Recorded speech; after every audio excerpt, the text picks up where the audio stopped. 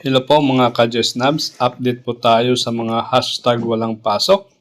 Eto, may mga bagong proclamation na inilabas ang Office of the President. Ito ay ang proclamation number 1135 o nasa lista. Declaring Monday, February 2, 2026, Special Non-Working Day sa Katipunan, Zamboanga del Norte.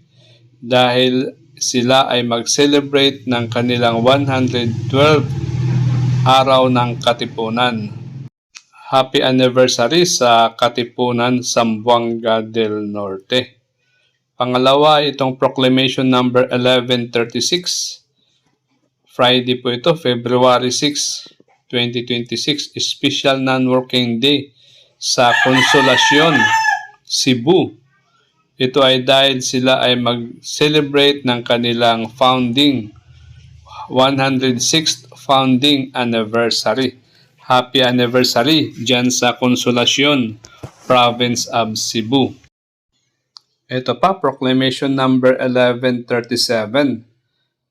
Wednesday naman ito, February 11, Special Non-Working Day in the Municipality of Candoni, Province of Negros Occidental. Ito ay dahil sila ay mag-celebrate ng Dinagyaw sa Tablas Festival dyan sa Candoni, Negros Occidental. Happy Festival po dyan sa Candoni. Ito, proclamation number 1138, February 3, Tuesday po ito. Special Non-Working Day in the City of Cabanatuan, Province of Nueva Ecija. Ito ay dahil sila ay mag-celebrate ng kanilang 76th founding anniversary. Happy anniversary, Cabanatuan City.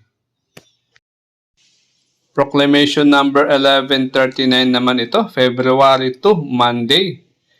Special Non-Working Day in the City of Mabalacat, Province of Pampanga. Ito ay dahil sila ay mag-celebrate ng kanilang 314th founding anniversary.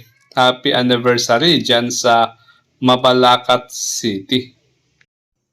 Sunod ay itong proclamation number 1140, declaring Thursday, February 12, 2026, a special non-working day in the city of Kidapawan, Province of Cotabato.